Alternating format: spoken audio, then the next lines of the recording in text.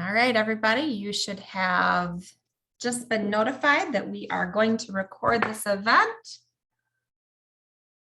And switch over. Perfect.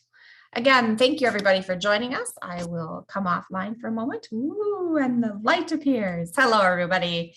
My name is Sarah Olafson. I am a member of the AOD membership committee, and I am going to run this event live. I'm so sorry that we are not in person this year. This is the 10th annual Spotlight Award presentation, and we are so glad that you are here with us today. Thank you for everybody for submitting their video recognition and their award recognition. We are running this video today live, and we will be pre-recording it so that tomorrow it can be run again. This is a Zoom presentation. We do recommend that you watch this with your cameras off and your microphones muted. There will be an opportunity to chat any questions if you would like to if you have any questions as we go, and somebody will be monitoring that session in the chat. Again, thank you so much for being here. What a great evening on a Tuesday night at 6 o'clock. I wish we could be in person, but we did make the decision out of the abundance of caution for this event to be virtual, and we are glad that you are here. Thank you very much. I am going to shut off my camera, say goodbye to you from there, and run the presentation live. Everybody have a great evening, and I will see you in about 45 minutes. Thank you very much. Technology, let's take a peek and start this presentation.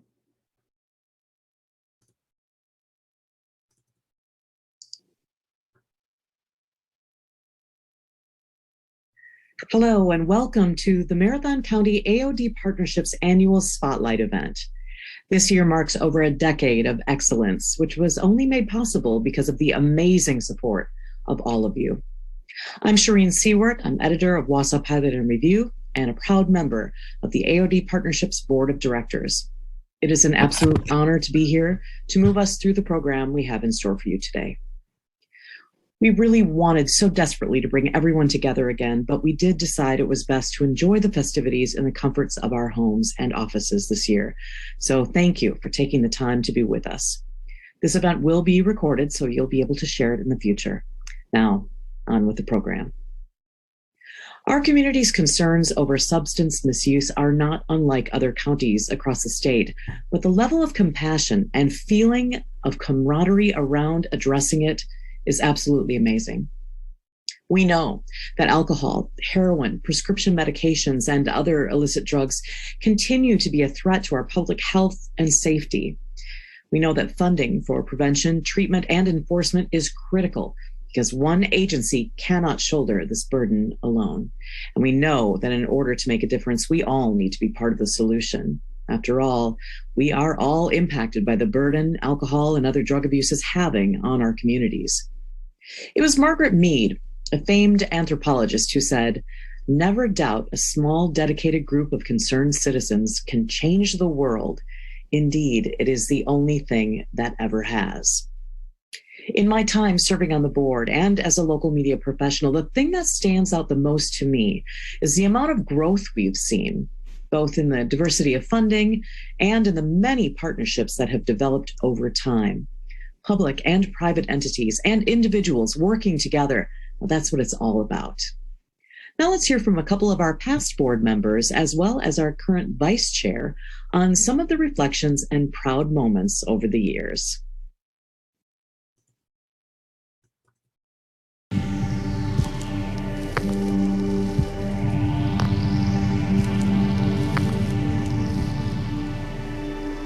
I think what stood out to me the most is just the incredible growth of the partnership in terms of making sure that this is not an organization that just gets together to meet to admire the problems that we have.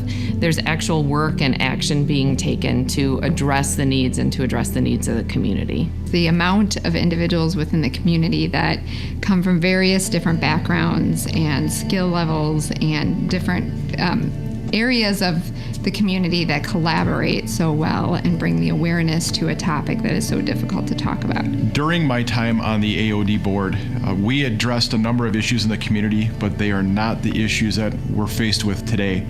During that time, we were looking at things like underage drinking and how youth received alcohol, things like parents who host lose the most.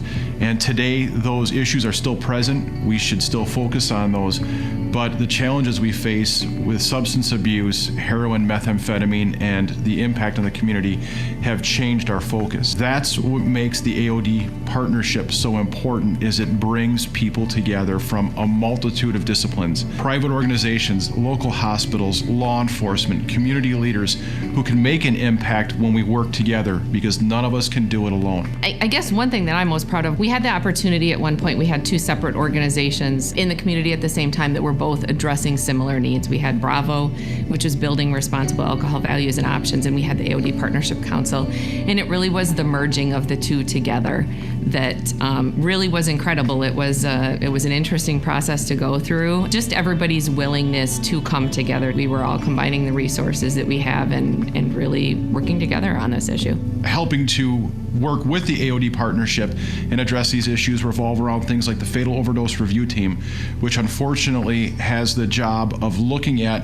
what drives substance abuse in our community and what impacts can we make positively in order to work together in order to help impact people in a positive way. This work is important because we're talking about people's mothers, fathers, sisters, brothers, aunts, and uncles. Anybody who's impacted by addiction is special to someone. I vividly remember at a time when I was the chair of the Partnership Council, having a family that's close to us struggling with a family member who was addicted to heroin at the time. I can remember talking to them and trying to help figure out resources. And I remember getting the call that day and finding out that he had overdosed. And I just remember being so frustrated in that moment that I was here. I'm the chair of the AOD Partnership Council, and I have these close family friends that are absolutely devastated right now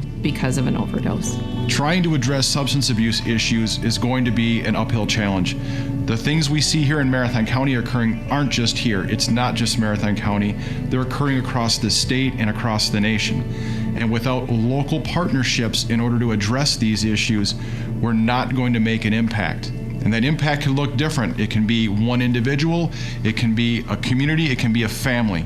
And I think that the work we do together is going to impact all of those components if the partnership stays strong. Where do I see AOD Partnership Council going in the future? Well, I think the AOD partnership always has room to grow, as everything does. There's always going to be more to educate on. There's always going to be more events to hold. There's always going to be things to spotlight.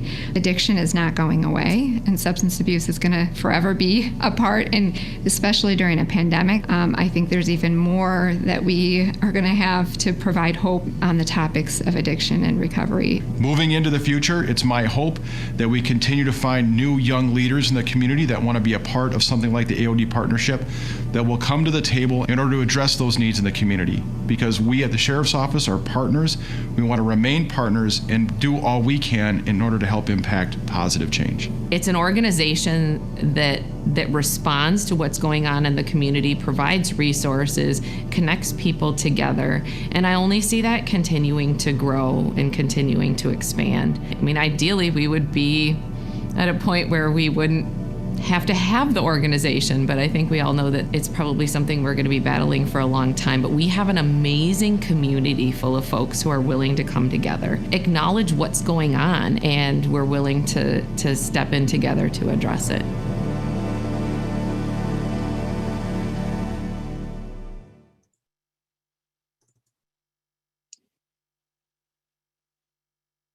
A special thanks to Ethan Bears with the Wausau Police Department for his excellent work in putting that video together. We appreciate your help. Substance misuse may seem that we are fighting an uphill battle, but I assure you the battle is not lost. There is hope, and it starts with us. Now let's take a brief look back over the successes from the past decade. Well, thank you for the honor of asking me to do the look back for the AOD partnership. I thought about what stood out to me as I look back over more than 25 years of being involved with the organization. And I have to say, substance abuse has been a priority for our community and our state for decades. And the partnership has been a backbone organization to many prevention efforts. We've demonstrated collaboration in ways that other communities have only dreamt of. In over 25 years of being involved with the partnership, there have been many changes, from DARE graduation parties to medication drop boxes, and from a Just Say No national campaign to doing advocacy at our local and state level for good prevention policies. All of those things have happened in the course of the AOD partnership's existence. The constant of all of this has been the willingness of public and private sectors to come together around solutions, to sit down at the table together and think about what will work for us here in our community. Both parties agreeing to investing their time and their money into agreed upon strategies to make this a better place to live. We should be proud of what's been accomplished here, the dedication, the creativity, the hard work that we've done over many years and many people being involved. But we're not done. The last 18 months or so has been really challenging for a lot of us, and it's had an impact on what people are using and how they're using. It's become a vice for many. Addiction can happen to anyone, and we need to come together and again help ourselves through these tough times and into better times. We need to stand for prevention, and we need to stand for recovery. The last 25 years have been great, and I look forward to more years of our community working together and taking on the challenges of addiction and recovery. Thank you. Every year, as part of our annual Spotlight event, the AOD Partnership seeks nominations to recognize those that have dedicated their valuable time and resources to reduce the burden of substance abuse in the community. Over the years, winners have tackled difficult AOD issues with effective, long-lasting strategies. They have worked to bring different groups together to seek solutions, provided inspiration to others to get involved, taught important lessons through their work, and took the lead to further the mission of the AOD partnership. Typically, we look back over the previous year for these awards, but this year we felt it was important to look back even further. Over the last decade, we wanted to identify examples of organizational partners who have been instrumental in the continued success of the AOD partnership and recognize lifetime members who have brought us to where we are today. Whether it was behind the scenes, in a leadership role, or advocating front and center. It is my pleasure to take the time to hold each and every one of you up as prime examples as to how we can be stronger together.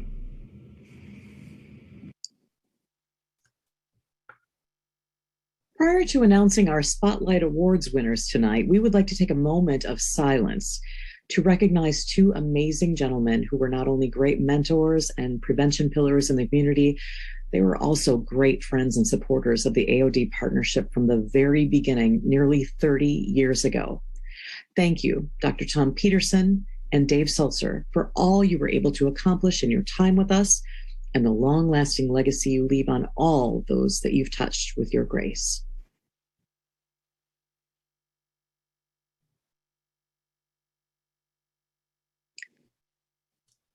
Thank you. Now on with tonight's awards. Hi, I'm Michelle Hazuka, and I'm a current board member on the AOD partnership. And tonight, I would like to recognize the Wausau Public Access. Raising awareness is critical to any community effort. And since 2012, the City of Wausau Public Access has helped to chronicle the progression of the AOD partnership from a small community-based coalition to a leader in prevention initiatives. Without their amazing skills and expertise, AOD partnership sponsored events, training, and other awareness building activities may not have been brought to the masses at an age prior to everything being available via Zoom. Their behind-the-scenes magic continues to help tell the story of substance misuse, reduce the stigma of addiction, and offer hope to those that are struggling within our community. Thank you, Wausau Public Access, for your support. Hey everyone, I am standing outside the public access door. They are busy working right now, but I'm so proud to accept the AOD Partnership Award on their behalf. They've done a lot over the last 10 years helping this go on without a hitch. So thank you so much, guys. I wish you were here to take it, but we'll leave it for you on your desk.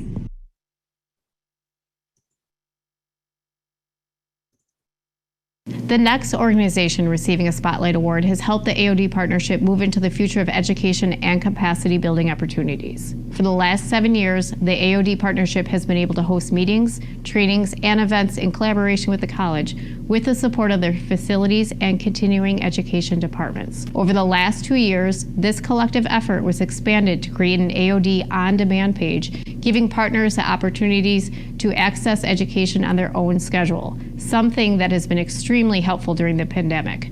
Lastly, their leadership on the AOD board and in its committees has boosted the momentum for change in support of prevention that will be sustainable for years to come. Please join me in congratulating North Central Technical College as our next Spotlight winner of the night.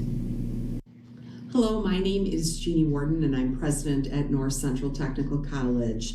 I wanted to say that NTC is honored to be recognized with one of the 5 prestigious Spotlight Awards. Thank you to NTC's Workforce Training and Professional Development team, who have provided over 50 educational events where thousands of people have received important information on preventing substance abuse. At NTC, we are dedicated to training the next generation of substance abuse counselors through our full credit program. Thank you to the AOD Partnership and the Board of Directors for recognizing NTC's important work. We look forward to continuing to work together on this important initiative for our community. Thank you.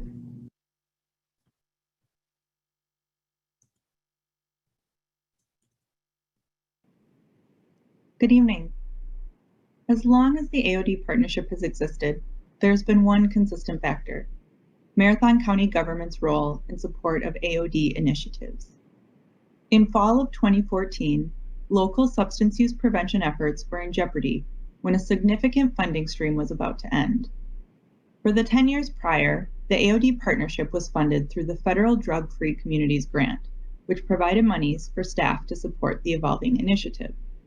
It was at this time that the county board, under the leadership of the former health officer, Joan Thayer, and former Deputy Administrator Deb Hager, voted to add a position to continue the great work of the organization to reduce the impact of substance use in the community. It was an unheard of move in the circles of community coalitions, but served as yet another example why Marathon County is such a great place to live, work, and play. In addition to the staff support out of the health department, Marathon County departments such as social services, sheriffs, veterans, extension, parks, and solid waste all have been integral partners in prevention, both at a board level and committee level. These unique and strong relationships have served as a backbone for many of the initiatives you heard of in the earlier parts of the program tonight. Please join me in congratulating Marathon County government as our 3rd Spotlight winner of the evening. Good evening. It's my honor to accept this Spotlight Award on behalf of our Marathon County government team. Every day we work in pursuit of our long-term goal of making Marathon County the healthiest, safest, and most prosperous county in the state of Wisconsin. 750 staff from across 24 departments, all pulling in the same direction, working to make our community an amazing place to live, work, and play. But this effort is not one that we can accomplish alone. We need the help of wonderful organizations like the AOD Partnership. I've had the great privilege of serving on the AOD Partnership Board, and I can't say enough about the value of that partnership. With your network of over 250 members across numerous sectors, your substance abuse efforts truly have impact.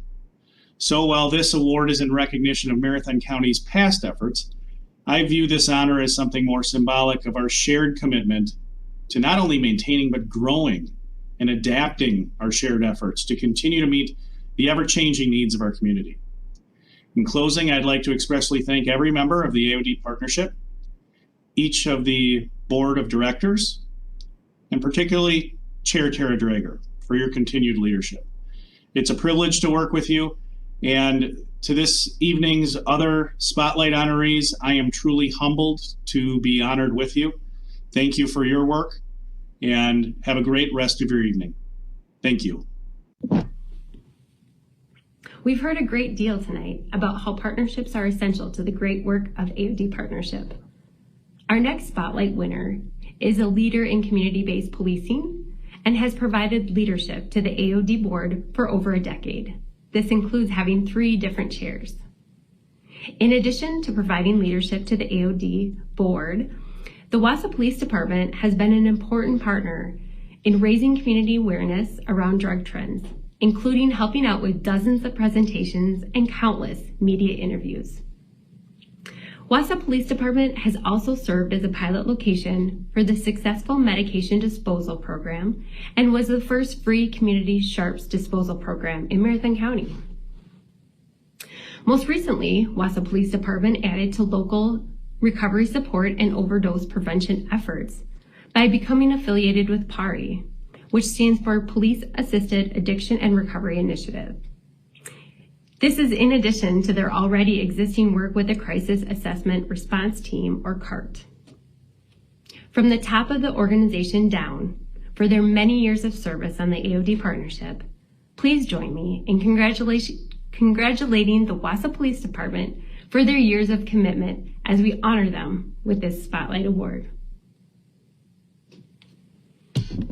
At the Wausau Police Department, our mission is to strive for excellence and partner with our community to enhance the quality of life. So much of what we do here at the police department revolves around alcohol and drug use. And that's why we're very excited to accept this award for our decade of excellence from the Alcohol and Other Drug Partnership. So much of what we do here at the Wausau Police Department is a result of drug and alcohol use in our community. Things like underage drinking, OWI enforcement, heroin overdoses, and other drug offenses. It's really impacting our community at high levels. Anything that we can do in our community to lessen the impact of drugs and alcohol in our community is an important initiative for us to be a part of. So that's why we're excited to accept this award from the Alcohol and Other Drug Partnership. Thank you very much. And now, last but certainly not least, it is my honor and privilege to wrap up tonight's Spotlight Awards by recognizing a man who has given many years of his life to serving individuals in our community who struggle with substance use and mental illness, Mr. Ron Alexander. Many of us have had the privilege of working with Ron throughout the years and learning from him.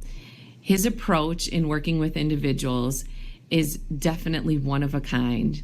Ron, I sincerely thank you for all that you taught me about how to work with people, especially in my very early years of my career. We asked Ron a few questions about himself so that we could all get to know him a little bit better. And so here's a few fun facts about Ron. In terms of pastimes and things that Ron likes to do, he enjoys golf and naps. Ron actually was a pretty shy kid, which might be something that would surprise most of us. He also originally wanted to follow in his father's footsteps and be a career soldier, but he found out pretty quickly that he didn't really like taking or giving orders. And when asked what color he would use to describe himself the best, you got it, tie-dye. As we asked Ron different questions about himself, we also found out one other fun fact. Today just happens to be Ron's 80th birthday. So Ron, before we turn it over to your acceptance speech, we want to share with you some messages from individuals throughout the community who you've impacted through the years. We sincerely appreciate your service to our entire community and what you have taught all of us throughout these many years. Thank you so much. Thank you very much, Michelle, for this very special award. The AODA partnership has been very dear to me. I started out in 1997 was my first year, and we were strong back then. And then we kind of faded out a little bit, and then in the last 10, 12 years, a resurgence. And I give Melissa Moore a lot of credit for the resurgence and the growth. And I will treasure this, and thank you very much.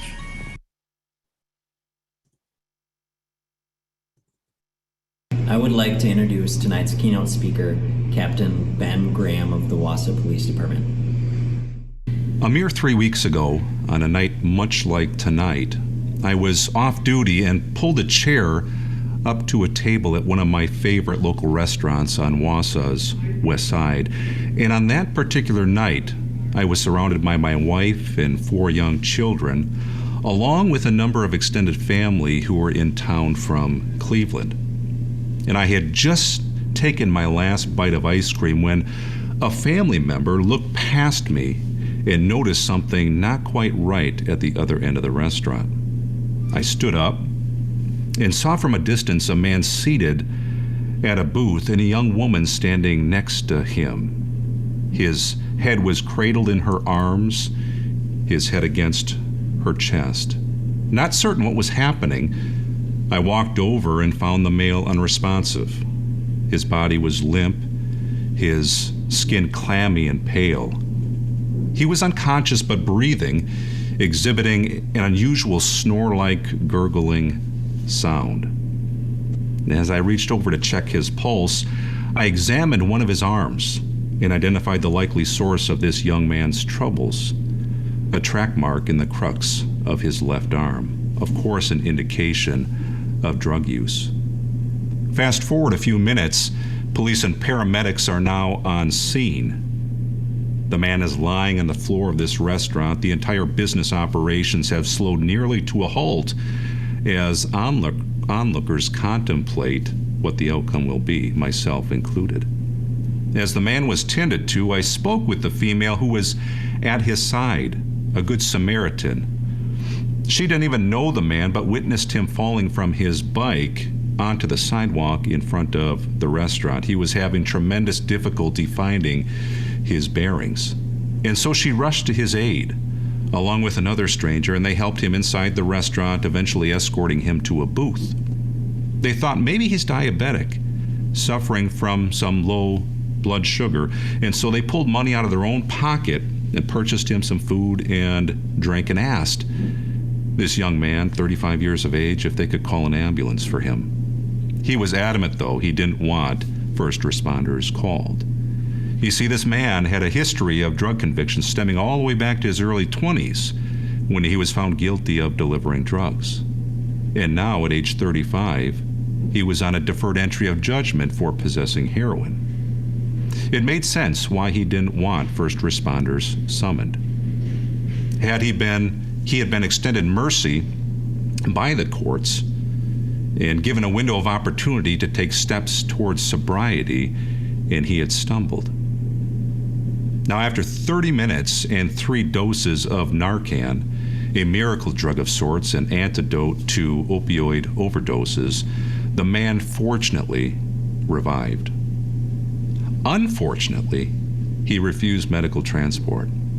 Unfortunately, he refused to acknowledge what he was dealt, what he ingested, who his dealer was. Unfortunately, his mother, who had already buried one of her boys to a drug overdose, was confronted with the heart-wrenching reality of almost losing another son. Now, on that night, she was kind and loving enough to come to her son's aid, I'm sure not for the first time, and as probability predicts, likely not the last time. On that night, as I drove home with my family, I realized this man's story was one of many that could be told. You see, this man's overdose was the 25th reported overdose the Wausau Police Department responded to in 2021. That's an increase of 34% over the last year, 70% increase from the year before that. That means every month this year, at least 3 people in our city limits overdoses. And that's just what's reported to us. And of those 3 people who overdose each month, 1 of them doesn't survive. The work of AOD Partnership is as relevant, imperative, and urgent today as it has ever been. Its work, your work, in leading education, awareness, and prevention efforts to reduce substance abuse is making a difference. But it's easy to lose heart. It's easy to become discouraged, especially when confronted with facts like a double-digit increase in overdoses. But if not you, then who? If we do not continue to give attention to substance abuse, what would be the consequence? Let me illustrate. I'm blessed to live in one of Wausau's oldest neighborhoods within walking distance of the city's center, on a street that's lined with mature trees that match the age of the 100-year-old homes that they cast a shadow upon. Now, these boulevard trees, no doubt, are a blessing, but they are also a curse. Their massive size on both sides of the street create an impenetrable canopy that oftentimes prevents sunlight and rain from reaching the boulevard. The result? Dead grass. Without fail, every spring I'm out there tilling up my boulevard and replanting grass with the hope it will survive the summer and the winter. Unlike the rest of my yard, which seems to grow well without much attention from me or hard work on my part, my boulevard struggles to grow, to thrive, to survive. Over the years, I've learned that it's at a disadvantage. It doesn't get the sun it needs. It doesn't get the water it needs, and so if left alone, without fail, the blades of grass, which are initially vibrant, begin to thin and eventually die out. All that's left is hardened ground and a whirlwind of dust after the mower passes over it.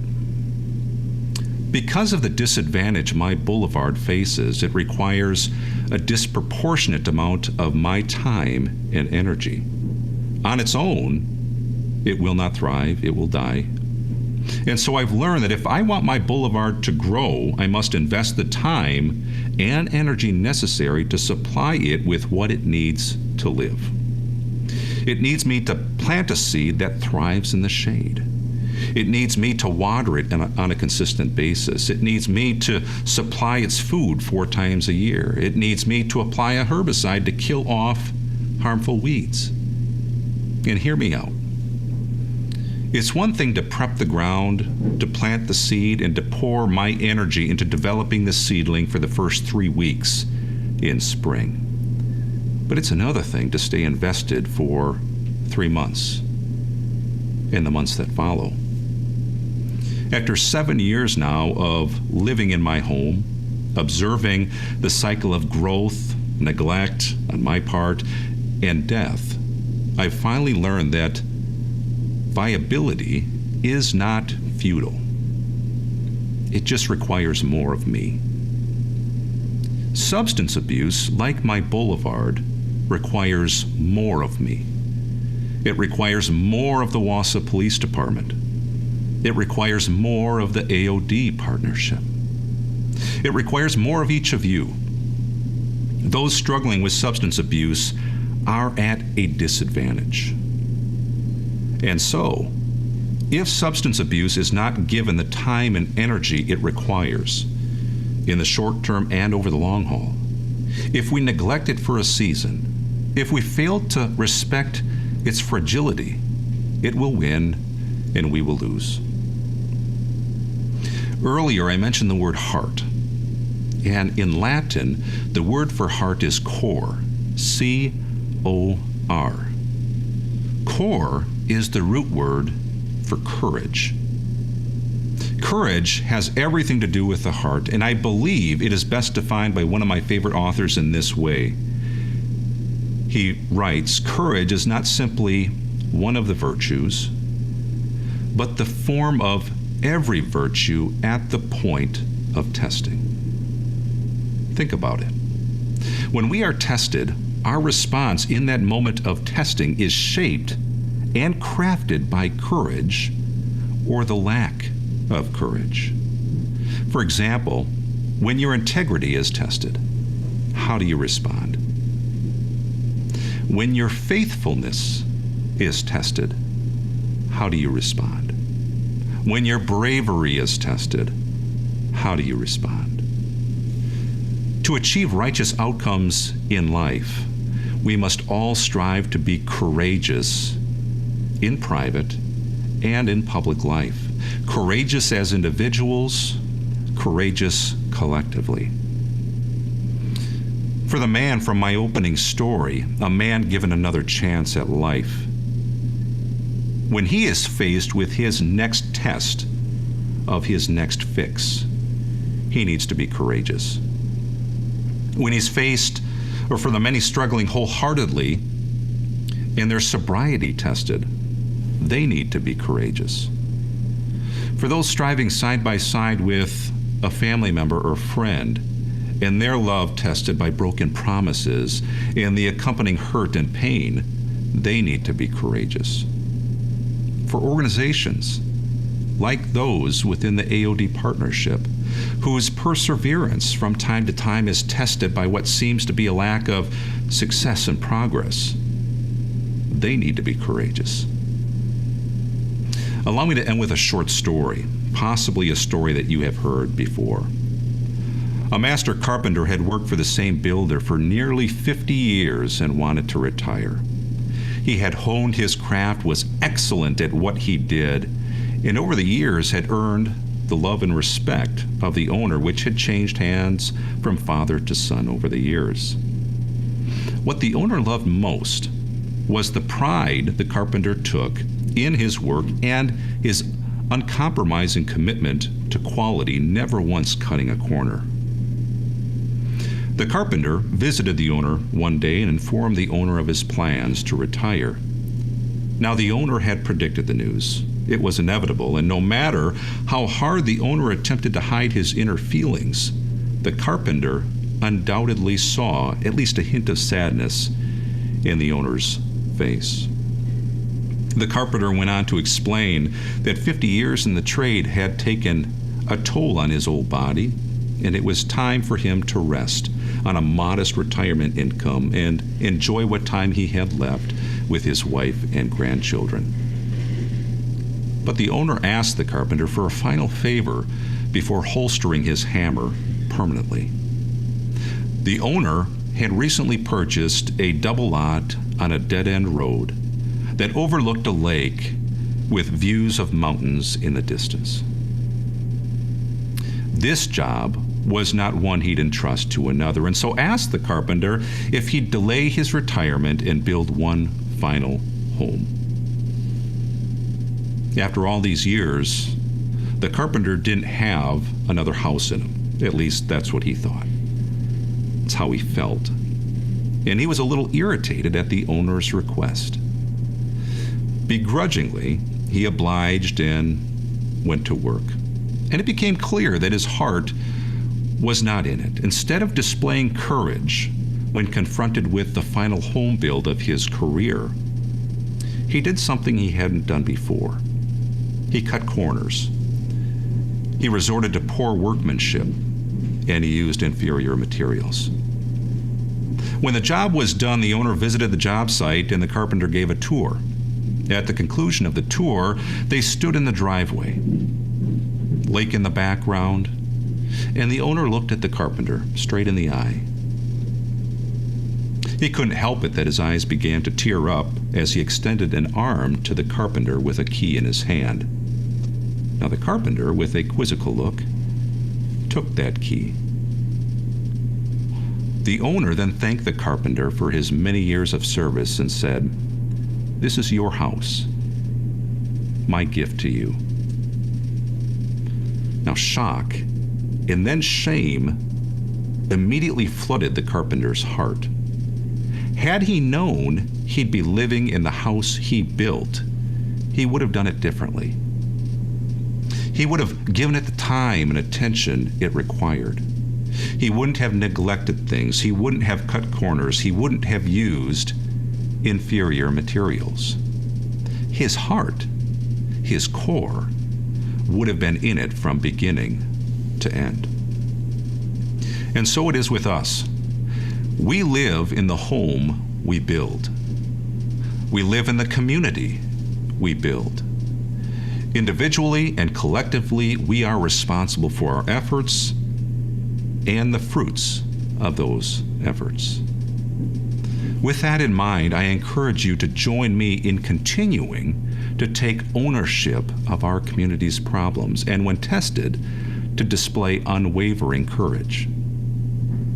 I want to thank you, AOD Partnership, for the courage you've displayed through the years, for all you've done, for all you're doing, for all you'll continue to do as a community leader in eliminating the impact of substance abuse in Marathon County.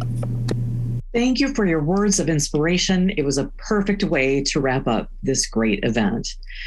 The writing is on the wall.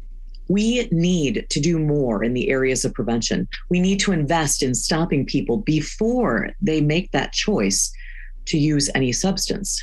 These are not bad people. There are kids, there are siblings, our parents, our friends, and our neighbors who made a decision. Addiction does not discriminate. Can't fool ourselves.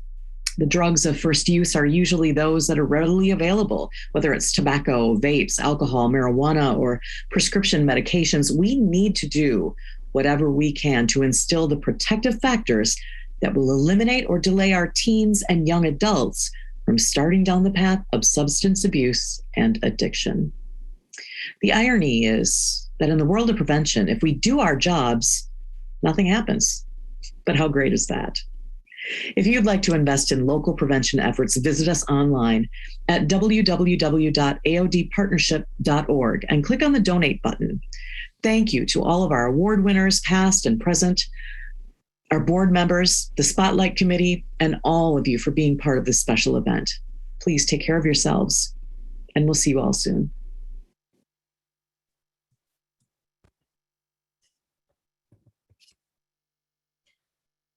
Thank you, everybody, for joining us tonight. That does conclude our event. This will be rerun tomorrow at noon, so please share with your friends, your coworkers, your family. Have a wonderful evening and good night.